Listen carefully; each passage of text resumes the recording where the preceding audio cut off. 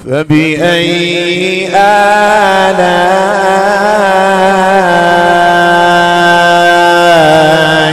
ربكما تكذبان.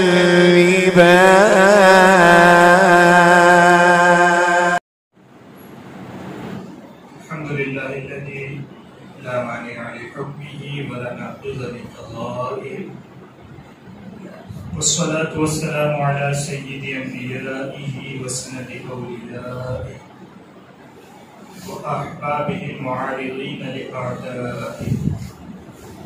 أما بعد، فأعوذ بالله من الشيطان الرجيم. بسم الله الرحمن الرحيم. الذي خلق الموت والحياة ليبلوكم أيكم أحسن عملا وهو العزيز الغفور.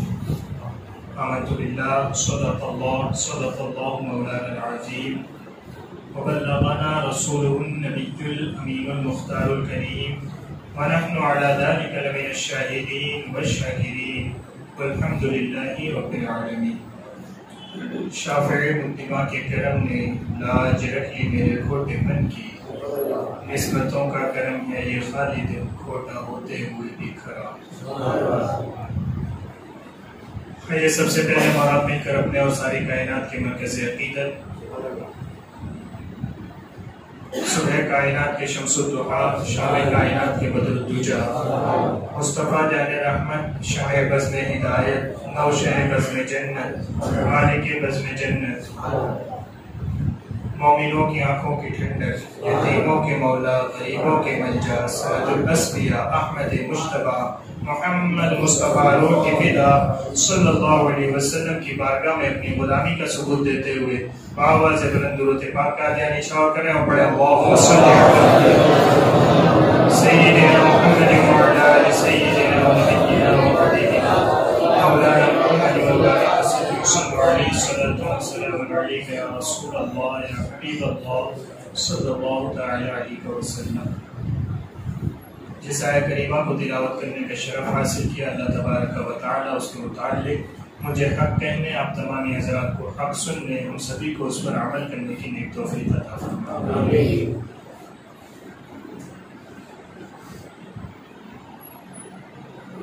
گرامی قدر حضرات، اللہ تبارک و تعالی نے جو ہمارا خالق پروردگار رب العالمین ہم انسانوں کی ہدایت کے لیے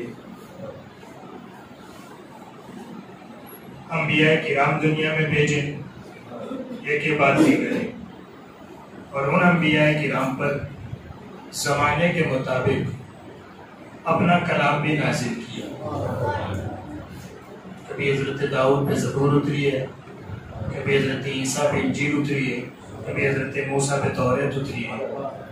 اور اس کے بعد ہم گنہگاروں پر کرم بالائے کرم یہ کہ آخری پیغمبر اور پیغمبروں کے سردار ہمارے آقا صلی اللہ علیہ وسلم کو بطور ہمارے نبی کے دنیا میں جلوہ کرنا، اور اس پر آخری نبی کے ساتھ جو آخری کتاب نازل کی وہ قرآن ہماری ہدایت کے لیے عطا کی، یعنی انسانوں کی ہدایت کے لیے اس آخری دور میں آخری نبی کی سیرت اور آخری کتاب ہمارے سامنے ہمیں عطا کی گئی. اس آخری کتاب کو ہماری ہدایت بنایا گیا. ہدایت ہے کس چیز کے لیے؟ کہ ھدی للمتقین، یہ قرآن متقیوں کے لیے ہدایت ہے.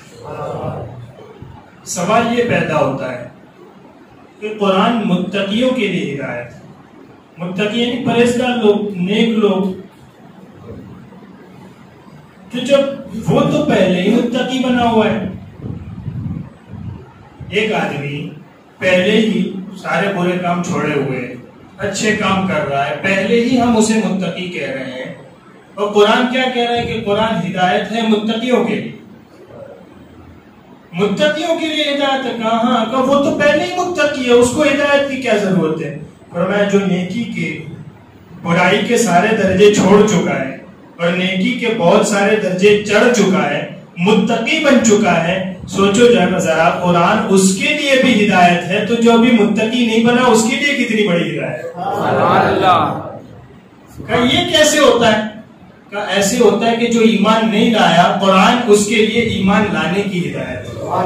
جو ایمان لے آیا ہے قرآن اس کے لیے اچھا عمل کرنے کی ہدایت ہے. جو اچھا عمل کر رہا ہے قرآن اس کے لیے تقوی اختیار کرنے کی ہدایت ہے. اور جو متقی بن چکا ہے قرآن اس کے لیے اللہ کی معرفت حاصل کرنے کی ہدایت ہے. سمجھ آئی؟ یعنی کہنے کا مقصد کیا ہے کہ جو متقی بنا بیٹھا ہے اس کے لیے جب ہدایت ہے تو تم تو ابھی اس مرحلے میں نہیں ہو, تمہارے لیے کتنی بڑی ہدایت ہے. مطلب یہ ہوا کہ تم جس زندگی کے جس شعبے میں جس میدان میں کھڑے ہو جس حالت میں کھڑے ہو قرآن تمہارے لیے ہدایت ہے. ٹھیک ہے. اچھا, قرآن ہدایت ہے. ہمیں ہدایت چاہیے کس چیز کے حوالے سے؟ ہم انسان ہیں, ہمارا کوئی مقصد ہوتا ہے, ہم مقصد کے پیچھے چلتے ہیں. مقصد کی اہمیت زندگی میں بہت زیادہ ہے. بغیر مقصد کے انسان اگر کچھ کر رہا ہے تو یا تو اسے پاگل سمجھا جاتا ہے. ایک آدمی کو دیکھا ہوگا آپ نے, اس کا کوئی مقصد نہیں ہوتا, وہ بیچ راستے میں کھڑا ہے, نہ اسے آنے جانے کی کوئی فکر ہے, وہ کچھ بڑبڑا رہا ہے, اسے وہ بھی نہیں پتا وہ کیا کہہ رہا ہے, اسے یہ بھی نہیں پتا کہ کس کو کہہ رہا ہے. گزرتا ہوا انسان یہ کہہ کے نکل جاتا ہے پاگل ہے, اس کی بات نہ سنو. یعنی جب بغیر کسی مقصد کے انسان کچھ کر رہا ہوتا ہے تو لوگ اسے پاگل کہتے ہیں. اس کا مطلب کیا ہوا؟ اس کا مطلب یہ ہوا کہ جو اچھا انسان ہے, عقل والا انسان ہے, باشعور انسان ہے, اس کی زندگی میں مقصد کی کوئی اہمیت ہے, بلکہ انسان بغیر مقصد کے جیتا ہی نہیں. اب غور کریں انسانی زندگی پر. ایک بچہ شعور پاتا ہے, سمجھ آتی ہے اس کے اندر, ماں باپ کے سکھانے سے یا دوستوں کے ساتھ اٹھنے بیٹھنے سے یا خود کے شوق سے اس کے اندر ایک جذبہ پیدا ہوتا ہے, ایک مقصد پیدا ہوتا ہے کہ مجھے تعلیم حاصل کرنی ہے. پھر وہ لگن, محنت, جد و جہد کے ساتھ تعلیم حاصل کرنے میں لگ جاتا ہے. ایک مقصد اس کے سامنے ہوتا ہے, مجھے حاصل کرنی. کیا تعلیم کتنی کرنی ہے؟ بی اے کر لو, ایم اے کر لو, پی ایچ ڈی کر لو, جو بھی کرنا ہے, لیکن کرنی. اب محنت کر رہا ہے, ایس ایس سی پاس ہو گیا. اب کیا کرنا ہے؟ 12ویں پاس کر. 12ویں پاس ہو گیا, یعنی ایس ایس سی کے بعد مقصد بدل گیا. پورا ہو گیا ایک مقصد کہ ایس ایس سی کرنی ہے, ہو گئی. اب ایسے ہی بیٹھا ہوگا نا, دوسرا مقصد چنیں گے, دوسرا ٹارگیٹ. پھر 12 پاس ہوگی, پھر اب آگے اور پڑھنا ہے, کیا کرنا ہے؟ پی ایچ ڈی کرنا ہے. اچھا پی ایچ ڈی ہو گئی, پھر مقصد حاصل ہو گیا, کیا تم مطمئن ہو گئے؟ کہا نہیں, اب پی ایچ ڈی حاصل ہو چکی, اب تک میں پڑھتا تھا, اب میرا مقصد پڑھانے کا. مقصد بدلتا جا رہا ہے لیکن مقصد اس کی زندگی سے نکلتا نہیں. ایکس وائی زیڈ کوئی بھی آدمی, آپ نے ایک رکشہ والے کو دیکھا, وہ صبح گھر سے رکشہ لے کے نکلتا ہے, اسٹینڈ پہ جا کے لگاتا ہے. اس کا مقصد کیا ہوتا ہے؟ پہلا پیسنجر سے مجھے رکشہ بھرنی. وہ مقصد کے اصول کے لیے رکشہ کے آجو باجو چکر لگا رہا ہوتا ہے. بھائی کہاں جانا ہے؟ وہاں جانا ہے. اچھا بیٹھو, میں نے میری رکشہ. پیسنجر بھر لیے, مقصد تو پورا ہو گیا, لیکن انسان ہونے کا تقاضا یہ ہے کہ وہ دوسرا مقصد ڈھونڈے گا, کیونکہ بغیر مقصد کے انسان رہتا نہیں. اب کیا کرے گا؟ اب ان کو لے کے جانا ہے, جہاں کے لیے بٹھایا وہاں پہنچانا ہے. اب مقصد کیا کہا؟ راستے میں ان کو لے کے جانا اور وہاں تک پہنچانا. وہاں لے جا کے اتار دیا, سب اتر گئے, منزل تک پہنچ گئے. اب اگر ایسے ہی بیٹھا رہتا ہے تو 2 آدمی کہتے ہیں دماغ خراب ہے, تم ایسے ہی بیٹھے ہو, کوئی کام کاج نہیں ہے, کوئی مقصد نہیں ہے زندگی میں. کہتا ابھی تھوڑی دیر بعد پھر یہاں سے بھر کے دوبارہ جانا. معلوم کیا وہ مقصد ابھی بھی ہے. انسان کی زندگی میں مقصد کی بہت زیادہ اہمیت ہے, یہاں تک کہ بغیر کسی مقصد کے انسان نہیں رہتا, یا تو پاگل کہلاتا ہے یا پھر اس کو انسان لوگ ماننے تیار نہیں ہوتے.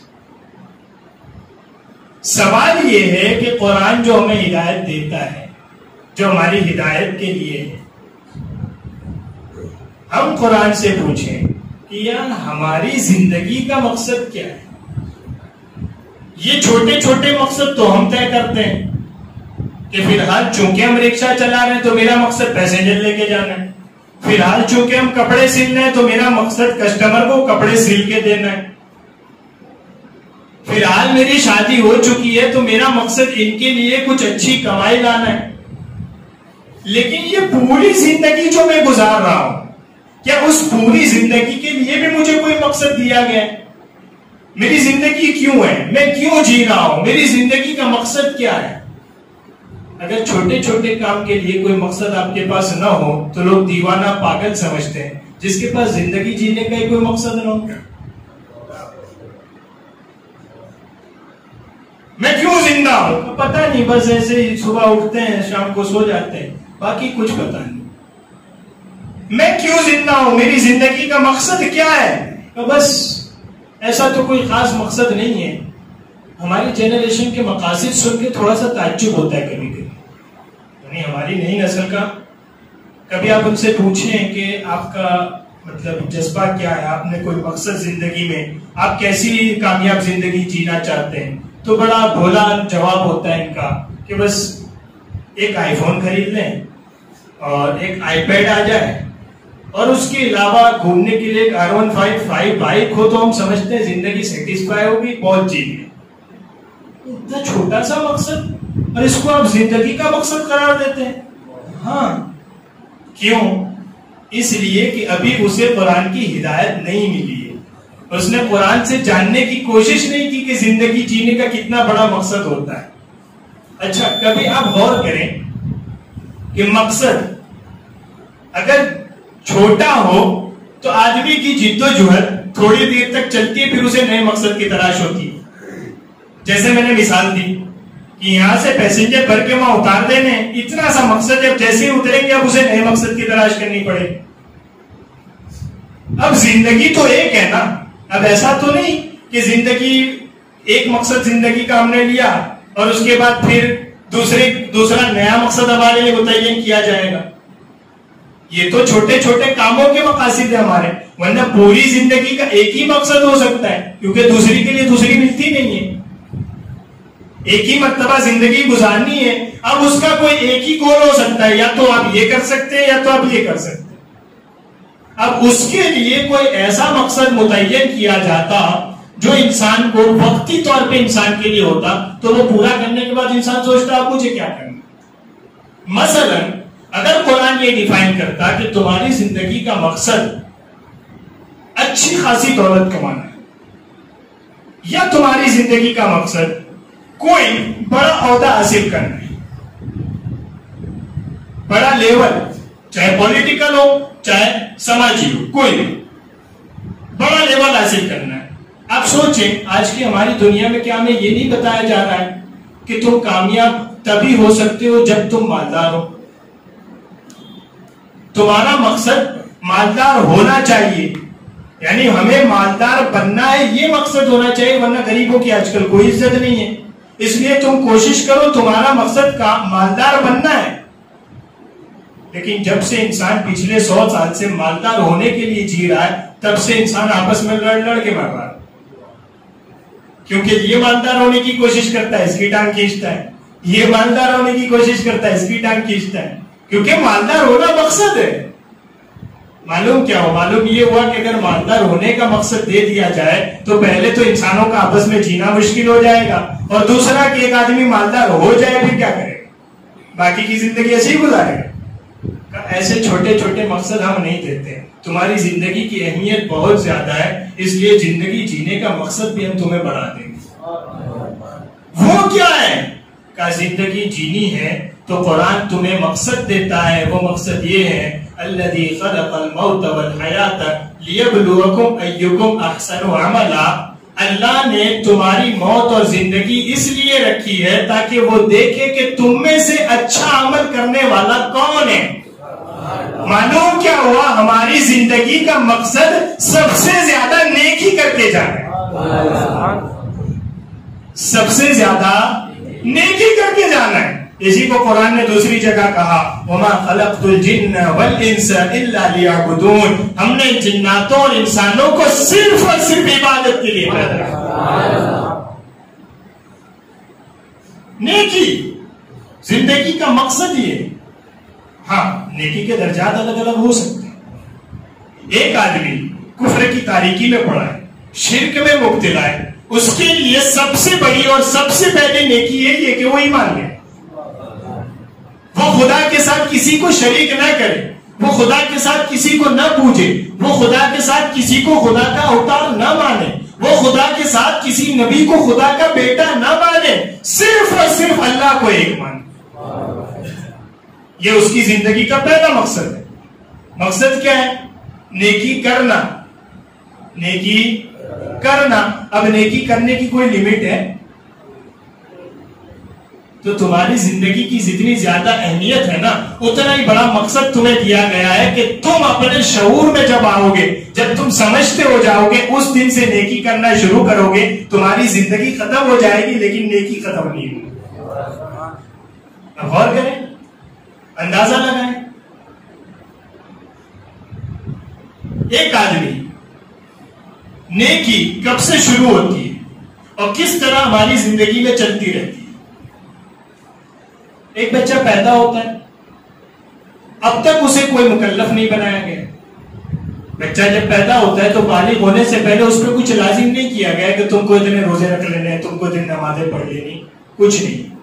ہاں باپ پر یہ لازم کیا گیا ہے کہ تمہیں اس کی تربیت کرنی ہے, تمہیں اس کو سنبھالنا ہے, تمہیں اس کو کھلانا پینا ہے, تمہیں اس کی پرورش کرنی ہے. بچہ دنیا میں پیدا ہوا اور باپ پر یہ ساری ذمہ داریاں آ گئی. فرمایا ہاں اس لیے کہ زندگی کا مقصد نیکی ہے. بچہ اس عمر میں نیکی نہیں کر پاتا لیکن دوسرے کو نیکی کروا تو سکتا ہے. اب باپ اس کی تربیت کرے گا اور نیکی کمائے گا. یعنی ابھی پیدائش ہوئی ہے, اس پہ کچھ نہیں ہے لیکن اس کے ذریعہ نیکی وہ شروع ہو چکی. اب اس کے اندر شعور آئے گا, سمجھ پیدا ہوگی, 12-15 سال کا ہو جائے گا. اس کے بعد اب جب سمجھ پیدا ہوگی, کچھ ماں باپ اس کو علم دیں گے, اس کے بعد اس پر پہلی ذمہ داری ہم یہ ڈالیں گے کہ ماں باپ تجھ پر مہربانی کریں گے, تجھے ماں باپ کا ادب کرنا ہے. ایسا کیوں کہا؟ تمہاری زندگی کا مقصد نیکی کرنا ہے اور یہ نیکی ختم نہیں ہوگی جب سے تم پیدا ہوئے ہو, جب تک دنیا میں رہو گے نیکی کا کام چلتا رہے. یہ تمہارے اوپر ہے کہ زندگی کا مقصد یاد رکھ کے کہ ہم نیکی کرنے کے لیے نیکی کرتے جاؤ یا اسے بھول کر گناہوں میں مبتلا ہو. یہ تمہارے اوپر. اس سے کیا ہوگا کہ جب آدمی مقصد بھول جاتا ہے اور راستے میں بڑبڑا رہا ہوتا ہے تو پاگل کہا جاتا ہے. تو جو آدمی زندگی کا مقصد بھول جائے, اسے یہی نہیں یاد رہے کہ میری زندگی نیکی کرنے کے لیے, وہ کتنا بڑا پاگل کہا جائے. اس میں اور اس جانور میں کیا فرق ہے جو ہماری طرح کھاتا بھی ہے, ہماری طرح بولو براز بھی کرتا ہے, ہماری طرح چلتا پھرتا بھی ہے, ہماری طرح اس کا پورا ایک بدن بھی ہے, سانس بھی لیتا ہے, لیکن اس میں اور ہم میں کیا فرق ہے کہ اس کی زندگی کا کوئی مقصد نہیں ہے. ہماری زندگی کا مقصد نیکی متعین کیا. سبحان اللہ. اب ایک انسان ہوتے ہوئے اپنے نیکی کرنے کے مقصد کو بھول جائے, کیا ہوگا؟ اپنے لیول سے گر کے لوگ اسے جانور سمجھ رہے ہیں. آپ نے دیکھا ہے ایسے انسانوں کو جو نیکی نہیں کرتے, جو برائی میں مبتلا رہتے ہیں, جن سے گناہ نہیں چھوٹ پاتا ہے یا وہ چھوڑتے نہیں ہیں. آپ نے دیکھا ہے کبھی وہ گزرتا ہے یا کبھی اس کی بات ہوتی ہے تو بڑے بڑے ایک لفظ استعمال کرتے ہیں, جانور جیسا انسان ہے اس کے منہ مت لگنا. میں نے کہا بڑے عقل مند تھے بڑے بوڑھے, لفظ بھی وہ لائے کہ انسان جب اپنا مقصد بھول جائے تو جانور بن جاتا ہے. مقصد زندگی کا مقصد کیا ہے؟ نیکی کرنا. یہ شروع کہاں سے ہوتا ہے؟ کہا تم پیدا ہوتے ہو تب سے ہو جاتا ہے. ختم کب ہوتا ہے؟ کہ ختم کی کوئی امتحان نہیں, جب تک تمہاری زندگی رہتی ہے. اس لیے کہ تمہیں ایسا مقصد دیتے کہ جو پہلے ہی حاصل ہو جائے تو باقی کی زندگی تم کیا کرتے. تمہیں ٹارگیٹ دیا جاتا مالدار بننا ہے تمہیں, چونکہ تم انسان ہو, مالدار بن جاتے پھر کیا کرتے. تمہیں ٹارگیٹ دیا جاتا تمہیں لیڈر بننا ہے کیونکہ تم انسان ہو, لیڈر بن جاتے پھر کیا کرتے. زندگی کے لیے ہم نے ایسا کوئی چھوٹا موٹا مقصد نہیں دیا, زندگی کے لیے ہم نے نیکی کرنے کا مقصد دیا. جب تک تم انسان ہو تب تک تم نیکی کرتے رہو. وہ بچہ بڑا ہوا, اب اس کی نیکی بدل گئی. اب تجھے ماں باپ کا ادب کرنا یہی تیری نیکی. پھر اب اس کے اندر شعور پیدا ہو گیا، بالغ ہو گیا. اب جو بالغ ہونے کے بعد جو ذمہ داریاں اس کے اوپر آتی ہیں، نماز، روزہ، حج، زکات. سب سے پہلی نماز، مال ہے تو رمضان آئے تو روزہ، مال ہے تو زکات، اور کعبے تک جانے آنے تک کی حیثیت ہے تو حج بھی فرض ہوتا ہے. کہ جیسی جیسی تمہاری حیثیت ہوگی ویسا ویسا تم پر نیک کام کرنا لازم ہوتا چلا جائے. کیوں کہ بیکار انسان، بے مقصد انسان پاگل کہلاتا ہے. اور میری زندگی میں کوئی مقصد نہ ہو تو میں پاگل کہلایا جاؤں گا. کہ ایسی نہیں چھوڑیں گے، مقصد اتنا بڑا رکھیں گے کہ دن میں تم 5 مرتبہ کرو گے اور 5 مرتبہ اس سے نیکی حاصل کرو گے. مقصد اتنا بڑا رکھیں گے کہ تم مال اپنے لیے کماؤ گے، لیکن جب اتنا جمع ہو جائے گا کہ وہ تمہاری ضرورت سے زائد ہوگا تو غریبوں کو دلوا کر اس سے نیکی کروائیں گے. مقصد تمہاری زندگی کا نیکی رکھا ہے کہ تم 11 مہینے کھا پی کر سکون سے زندگی گزارو گے، لیکن 1 مہینہ ہم تمہیں روزہ رکھوا کر غریب کی بھوک کا احساس کرائیں گے. تم خود بخود رمضان کے بعد لوگوں کو کھانا کھلا کر نیکی کرنا شروع کرو. جس نے روزہ رکھا ہی نہیں اس کو کیا غریب کی بھوک کا احساس ہے؟ وہ کہاں اپنے مقصد میں کھڑا ہے؟ مقصد بغیر کی زندگی چل رہی ہے نا. وہ تو پھر مقصد ہی کوئی نہیں. جس نے 5 ٹائم پڑھنی ہی نہیں ہے تو پھر تو مقصد بغیر کی چل رہی ہے نا. جس نے مال ہی جمع کرنا ہے اس میں سے زکات نکالنی نہیں ہے، کہ مقصد بغیر کی زندگی چل رہی ہے. تم مقصد بھول چکے ہو. اچھا، اس میں آپ نے ایک بات غور کی، نیکی کرنا تمہاری زندگی سے الگ نہیں ہے. کہ زندگی میں جو ضروری کام ہے ان کو پہلے نپٹانا ہے اور پھر کوئی الگ سے جا کے نیکی کا ڈپارٹمنٹ کھلا ہے وہاں جا کے نیکیاں کرنی، ایسا کچھ ہے نہیں. جو تمہاری زندگی ہے وہی تمہاری نیکی کا ٹائم ہے. اسی نیکی کے ٹائم میں تمہیں نیکی کرنی ہے کیونکہ وہی زندگی کا مقصد ہے تمہارا. اب دیکھیں، نماز، روزہ، حج، زکات. اس کے بعد اب اس بچے کی شادی کی عمر ہو گئی ہے. اگر اس کی شادی نہ ہوئی تو یہ غلط کام میں مبتلا ہوگا، اور غلط کام میں مبتلا ہونے کی وجہ سے سماج خراب ہوگا. اور زندگی کا مقصد کیا ہے؟ نیکی کرنا. اب اس کی نیکی یہی ہے کہ اس کی شادی کرا دو. اب یہ نکاح کرے گا، نکاح ہی کی برکت سے سماج اچھا ہو جائے گا اور یہ نیکی میں مبتلا ہوگا. یہ اس کی نیکی. شادی ہو گئی کہ اب زندگی کا مقصد پورا ہو گیا. کہ نہیں، نیکی کرنا مقصد ہے، وہ چلتا رہے گا. اب کا اس بیوی کے ساتھ حسن سلوک کرنا یہ تیری نیکی ہے. وہ اگر تیرے لیے اپنے ماں باپ کا گھر چھوڑ کے آئی ہے تو اس کا خیال رکھنا یہ تیری نیکی ہے. اور اس کے ساتھ جو کام تیرے لیے حلال کیا گیا ہے وہ کر کے صالح اولاد طلب کرنا یہ تیری نیکی ہے.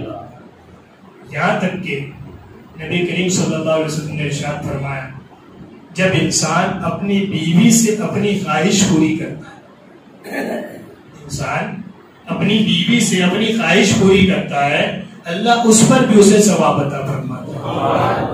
یہ تو ضرورت ہے نا دونوں کی، اس پر بھی ثواب عطا فرماتا. صحابہ کرام حیران رہ گئے، تعجب سے پوچھتے ہیں، یا رسول اللہ صلی اللہ علیہ وسلم، کیا ایک انسان اپنی بیوی کے پاس جو دونوں کا نکاح ہوا ہے تو دونوں ایک دوسرے کی ضرورت پوری کریں گے تو وہ ضرورت پوری کرنے جائے اس پر بھی ثواب ملے گا؟ نبی کریم صلی اللہ علیہ وسلم نے ارشاد فرمایا، میرے صحابہ کیا خیال ہے، یہ اگر بغیر نکاح کے کسی عورت کے پاس جا کے اپنی ضرورت پوری کرتا تو اسے گناہ نہیں ہوتا؟ صحابہ کرام عرض کرتے ہیں، یا رسول اللہ کیوں نہیں، اسے گناہ ہوتا. فرمایا جب بغیر نکاح کے اپنی ضرورت پوری کرے تو وہ گناہ ہے، اور نکاح کر کے اپنی ضرورت پوری کرے اللہ اس پر ثواب عطا فرمائے. معلوم کیا ہو؟ معلوم ہوا زندگی کا مقصد نیکی کرنا ہے. اب نیکی تمہاری زندگی میں شامل کر دی گئی، بس کرنا ہمیں. پرابلم یہ ہے کہ ہم وہ مقصد بھی بھول گئے اور یہ بھی بھول گئے کہ نیکی ہماری زندگی میں رکھ دی گئی ہے، اس کو الگ سے ڈھونڈنے نہیں جانا پڑتا ہے. آدمی سوچ رہا ہوتا ہے یار کوئی ملتا ہی نہیں ہے اس کے ساتھ اچھا سلوک کریں. میں نے کہا گھر میں جس بیوی کو نکاح کر کے لائے ہو سب سے پہلے اچھے سلوک کی مستحق تو وہ ہے. کوئی ملتا ہی نہیں ہے حضرت جس سے اچھی بات کرے. میں نے کہا جو اولاد تجھے اللہ نے عطا فرمائی ہے اچھی بات کرنے اور سنانے کی پہلی مستحق تو وہ ہے. سبحان اللہ. بے مقصد سی ہو گئی ہماری زندگی, بغیر کسی مقصد کے ہم جی رہے ہیں. صبح اٹھ رہے ہیں, جاب والا بندہ ہے تو اس کو برش کر کے دوڑنے کی پڑی ہے کہ کسی طرح مجھے 8 بجے پہنچنا ہے جاب پہ. دھندے والا آدمی ہے تو اسے بزنس کی پڑی ہے کہ کسی طرح مجھے اپنی دکان پہ پہنچنا ہے, مجھے اپنی رکشا لے کے نکلنا ہے, مجھے اپنا ڈاکٹر ہے تو کلینک پہ پہنچنا ہے. اسی تمہاری زندگی کے اندر جو نیکی کا مقصد رکھا گیا ہے وہ ہم بھولتے جا رہے ہیں. وہ کیا ہے؟ کہ نوکری پہ پہنچنا ضرور ہے لیکن نیکی کرنا نہیں بھولنا ہے. آٹو لے کے نکلنا ضرور ہے لیکن اسٹیشن پہ آتے جاتے نیکی کرنا نہیں بھولنا ہے. کلینک پہ جانا ضرور ہے لیکن کلینک پر بیٹھ کر نیکی کرنا نہیں بھولنا ہے. کیا بات ہے. اب کیا ہو گیا؟ ہم نیکی کرنا بھول گئے اور لوگوں نے ہمیں برا کرنا سکھا دیا. بھائی تو ماحول تو دیکھ میرے بھائی, کتنا خراب ماحول ہے. تو کہاں اچھا بننے کے چکر میں لوٹ لیتے ہیں لوگ. اچھے لوگوں کا دور نہیں ہے آج کل. اچھے لوگوں کون پوچھتا ہے؟ یعنی نیکی تو پہلے ہی بندہ بھول چکا تھا اور گناہ پہ اس نے آمادہ کر رکھا ہے. اب کیا ہوا؟ بس زندگی کا مقصد بھول گئے. مقصد بھول گئے تو اب کیا ہو رہا ہے؟ ہمارا سماج, انسانوں کا سماج ہوتے ہوئے یوں لگتا ہے پتہ نہیں یہاں انسان رہتے بھی کہ ایسا ہے نا. اب نیکی ڈھونڈنے جانی پڑتی ہے. نیکی ڈھونڈنے جانی پڑتی ہے کہ لاؤ نیکی کر کے آتے ہیں. نہیں ڈھونڈنے جانی پڑتی. تمہارا ایک پڑوسی ہے, وہ تمہارے ساتھ اچھا نہیں کرتا ہے. ذرا سا تمہارے گھر کا کچرا یوں جاتا ہے تو وہ باہر نکل کے تمہارے ساتھ جھگڑا کرتا ہے. ایک دن تمہاری بائک اس کے آنگن میں تھوڑی سی آگے چلی جاتی ہے, وہ باہر نکل کے جھگڑا کرتا ہے. پھر کیا ہوتا ہے کہ وہ اچھا سلوک نہیں کرتا ہے. میں نیکی ڈھونڈنے جانے کی ضرورت نہیں ہے. اس اچھے سلوک نہ کرنے پر تم اس کے ساتھ جھگڑو گے, برا بولنے پر تم اسے برا بولو گے تو حساب برابر کا ہو جائے گا. اور اگر اس کے برا بولنے پر, اس کے اچھا نہ کرنے پر تم صبر کرو گے, اس کا برا ہے تمہارے لیے ثواب ہو جائے گا. یا گاڑی کر, اچھا ٹھیک ہے میں آگے لے لوں. اس سے جھگڑا تو نہیں ہونا ہے, وہ تو الگ مسئلہ ہے, لیکن زندگی کا مقصد بھی حاصل ہو جائے گا کہ نیکی بھی ہوتی چلی جائے. پھر کہا اس نے اچھا نہیں کیا, میں بھی نہیں اچھا کروں. اب میرے آنگن میں رکھے گاڑی بتاتا ہوں.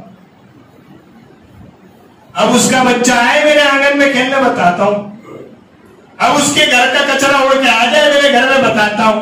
میں اگر تو نے بتا دیا تو تو بھی برابر وہ بھی برابر, اور نہ بتا کر صبر کر گیا کہ چلو چھوڑو پڑوسی ہی تو ہے, اس پر صبر کرنے پر اللہ تجھے ثواب عطا فرمائے. ڈھونڈنے جانی نہیں پڑتی. اللہ نے اگر زندگی کا مقصد نیکی رکھا ہے تو نیکی ہماری زندگی میں رکھ دی ہے. کیسی رکھ دی ہے؟ 5 مرتبہ کہتا ہے نا, مائک پر آ کے مؤذن 5 مرتبہ چلاتا ہے, حی علی الصلاۃ حی علی الفلاح, آؤ نماز کی طرف, آؤ کامیابی کی طرف. یہ کیا ہے؟ کہا نیکی تمہاری زندگی کا مقصد ہے, بھول نہ جاؤ, اس لیے ہم 5 مرتبہ اعلان کرواتے ہیں. سبحان اللہ. نیکی مقصد ہے, زندگی میں رکھ دی گئی. پھر کہو پڑوسی اچھا نہیں کرتا ہے, اب کیا کریں گے؟ امی نے اچھا کریں گے. کہ نہیں اچھا کرو گے تو تم اپنا برا کرو گے. وہ جیسا ہے ویسا تم, نہ اس کو ثواب نہ تمہیں ثواب, لیکن تم اچھا کر جاؤ تو تمہارا ثواب ہے, تم صبر کر جاؤ تو ثواب ہے. اور دوسرا کہا کسی دن تیرے یہاں اچھا بنے کچھ کھانا, گوشت ہی بن گیا, زیادہ گوشت تو نہیں ہے لیکن تو شوربہ تو بڑھا سکتا ہے, شوربہ تو بڑھا سکتا ہے. میرے آقا صلی اللہ علیہ وسلم کی زندگی. امام اہل سنت نے کیا کہا ہے؟ کل جہاں ملک اور جو کی روٹی کے ساتھ, کچھ شکم کی قناعت پہ لاکھوں سلام. کئی دن جہاں چولہا نہیں جلتا ہے, کئی دن ہو جاتے ہیں جہاں چولہا نہیں جلتا ہے, اور جب چولہا جلتا ہے تو میرے آقا صلی اللہ علیہ وسلم ارشاد فرماتے ہیں ذرا گوشت کسی کے یہاں سے آیا ہے اور اس آئے ہوئے گوشت کو پکانے کے لیے چولہا جل رہا ہے. اب جب چولہا جلتا ہے میرے آقا ارشاد فرماتے ہیں شوربہ ذرا زیادہ کرنا, پڑوس میں 2-3 لوگوں تک پہنچ جائے. تمہاری طاقت وہ نہیں ہے کہ تم 2-4 بوٹیاں ڈال کے پہنچاؤ, یہ طاقت تو ہے کہ بوٹی ایک رہے اور شوربے سے پیالہ بنا رہے. یہ تم نے کر لیا, یہی تمہاری زندگی کی نیکی اور یہی تمہاری زندگی کا مقصد ہے. زندگی کا مقصد نیکی کرنا ہے. ہمیں ٹی وی کے ذریعہ، موبائل کے ذریعہ، ڈراموں کے ذریعہ، سیریلز کے ذریعہ، ایڈورٹائزمنٹ کے ذریعہ بار بار یہ دکھایا گیا اور یہ سکھایا جا رہا ہے پچھلے 50 سالوں سے کہ تمہاری زندگی کا مقصد دھوکہ دینا. کب کسی سے مال نکلوا لیا جائے، کب کسی کو دھوکہ دے دیا جائے، کب کسی کو الٹے سیدھے چکر میں ڈال دیا جائے. زندگی کا مقصد یہ ہو گیا انسان نیکی کرنا. نیکی ہماری زندگی میں تلاش نہیں کرنا اسے. پھر آگے بڑھو، نکاح ہو گیا، اولاد ہوئی، آ گیا پھر وہی سرکل. جب ہم پیدا ہوئے تو ہم نیکی کا سبب بنے اپنے ماں باپ کے لیے، اور ہمارے گھر بچہ پیدا ہوا تو وہ نیکی کا سبب بنا ہمارے لیے. یعنی ادھر یہ ہوا تھا نا کہ ہماری وجہ سے ہمارے ماں باپ کو نیکیاں مل رہی تھی. آج جب شادی ہو گئی، بچے پیدا ہوئے، اب اس بچے کی تربیت کرنا یہ ہماری نیکی ہے. سمجھ آ رہی ہے چیزوں کی؟ تو زندگی کا مقصد نیکی کرنا. اچھا اب اولاد پیدا ہو گئی، بیوی آ گئی، اب کمانے کی بھی تو ضرورت پڑے گی. گھر ایسے تو نہیں چلے گا. ہمارے والدین نے تو کمایا، گھر چلایا، ہمیں بڑا کیا، شادی بھی کر دی. اب ہمارا نکاح ہوا ہے اور ہمیں گھر چلانا ہے، کمانے کی بھی ضرورت پڑے گی. ہاں جاؤ کمانے نکلو، لیکن حرام نہ کمانا. حرام کماؤ گے تو زندگی کا مقصد بھول جاؤ گے، اور بھولنے کی سزا یہ ہوگی کہ وہ ایک حرام لقمہ پیٹ میں جائے گا. 40 دن تک تمہاری دعائیں قبول نہیں کریں گے ہم. 40 دن تک تمہاری عبادت ہم قبول نہیں کریں گے. اور کہا اگر حرام نہ کمائے تو ٹھیک ہے، تو پھر جا کے حلال کماؤ. تو حرام نہ کمائے، حلال کمائے. کمانا تو ہے نا بارہ. حرام کمانے پہ ہمارے اوپر یہ جرم ہے، اور ہمارے ساتھ یہ ہوگا کہ ہماری 40 دن کی دعائیں، عبادتیں کچھ قبول نہیں ہوگا. کیا ہم حلال کمائیں گے تو کوئی انعام ہے؟ کہ تم کیا سمجھتے ہو تمہاری زندگی کا مقصد ہم نے نیکی بنایا ہے، تو نیکی تمہاری زندگی میں ہم نے نہیں رکھی. اب تم حلال کمانے نکلو گے، روزی کی فکر میں جاؤ گے، ادھر ادھر بھاگو گے، کوشش کرو گے، محنت کرو گے اور پیسہ حاصل کرو گے. پیسہ حاصل بعد میں ہوگا. پیسہ حاصل ہوگا یا نہیں ہوگا یہ بات کا مرحلہ ہے. تم خالی یہ سوچ کے نکلو گے کہ حلال کمائی حاصل کرنی ہے، کسی کو دھوکہ دے کے، جھوٹ بول کے، غلط طریقے سے نہیں کمانا ہے. تم خالی یہ سوچ کے نکلو گے، اور پھر دوڑ دھام کرتے ہوئے، چکر لگاتے ہوئے، کچھ ملے نہ ملے، اتنا ہوگا کہ تم رزق حلال میں بھاگتے ہوئے پسینہ تمہیں آ جائے گا. کیا ہوگا؟ پسینہ آ جائے گا کہ رزق کمانے نکلے، تلاش کرنے نکلے. ملے یا نہ ملے وہ بات کی چیز ہے، لیکن حلال تلاش کرتے ہوئے تمہیں پسینہ آ جائے گا. فرمایا گیا کہ رزق حلال تلاش کرتے ہوئے جب پسینہ آ جائے، اللہ اس پسینے کی برکت سے وہ گناہ معاف کرتا ہے جو نماز پڑھنے سے بھی معاف نہیں ہوتے. سبحان اللہ. وہ گناہ معاف کر دیتا ہے جو نماز پڑھنے سے بھی معاف نہیں ہوتے. کس سے کا حلال کمانے نکلے اور اس سے جو پسینہ ہے اس کی برکت سے. پھر اگر کما کر لے آئے تو کما کر لے آئے تو تیرا نصیب ہے. تو حرام کماتا تو بھی اتنا ہی ملتا، حلال کما کے لایا تو بھی اتنا ہی ملا ہے. لوگ کہتے ہیں نا آج کل یار مطلب ادھر تو کچھ لینا نہیں ہے، وہ دھندا ٹھیک ہے، تھوڑا بہت 2 نمبر ہی کرنی پڑتی ہے لیکن پیسے بہت آتے ہیں. میں نے کہا یہ مسئلہ ذرا مولا کائنات سے پوچھتے ہیں نا، یہ مرتضیٰ سے پوچھتے ہیں نا، حضور علیہ السلام کے داماد سے پوچھتے ہیں نا کہ کیا ایسا ہے کہ حرام کمانے سے زیادہ ملتا ہے اور حلال کمانے سے کم ملتا ہے؟ ایسا ہے. کہ ایک دن میں سفر پہ گھوڑا لے کے جا رہا تھا، اور گھوڑے کے اوپر وہ زین بیٹھنے والی جو لگاتے ہیں، وہ عصر کی نماز کا وقت ختم ہونے لگا تو میں نے گھوڑا روکا، اور آس پاس میں ایک شخص نظر آیا تو اس سے بلا کے کہا کہ کیا میں نماز پڑھوں، اتنی دیر تو میرا گھوڑا سنبھالے گا؟ اس نے کہا ٹھیک ہے. حضور مولا کائنات نے نماز شروع کی.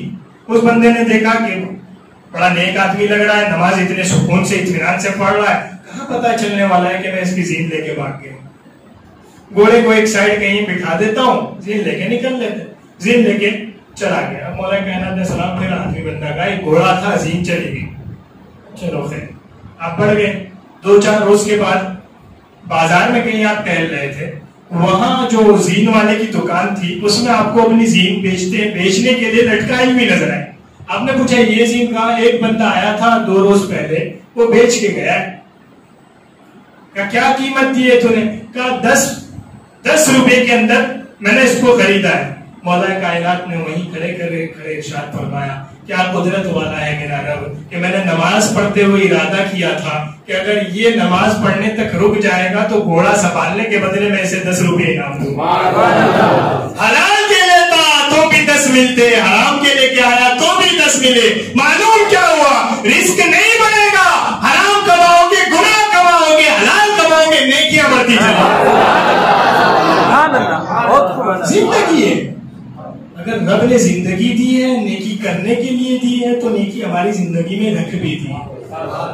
ایک تو اس سے زیادہ آتا نہیں، جتنا ملنا ہے وہی ملتا ہے. اور دوسرا جب تم حلال لے کے آؤ گے نا اور گھر پہ بیٹھ کے کھاؤ گے نا تو جو لقمہ تم اپنے منہ میں ڈال رہے ہو اور جو لقمہ تم اولاد کو کھلا رہے ہو اور جو لقمہ تم بیوی کو کھلا رہے ہو، اللہ ہر لقمے پر ایک صدقے کا ثواب بتا.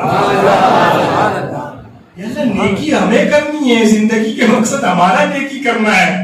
یہ کیا ہے؟ فرمایا مہربان رب ہوں نا تمہارا. نیکی کرنا زندگی کا مقصد بنایا تو نیکی کہیں دور نہیں رکھوں گا، زندگی کے اندر ہی رکھ دیے. پھر کیا ہے کہ یہ جتنا ہم جی رہے ہیں وہ سب نیکی ہے. یہاں تک کہ نبی کریم صلی اللہ علیہ وسلم ارشاد فرماتے ہیں آدمی اگر